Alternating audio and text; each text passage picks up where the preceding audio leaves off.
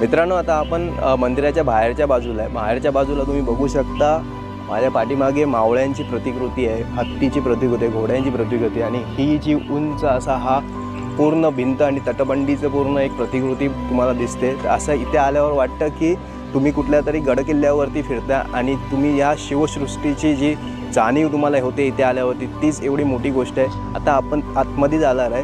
हा जो मेन दरवाजा आहे, हा मेन दरवाजाने आपण आतमध्ये जाऊन मंदिराला भेट देणार आहे.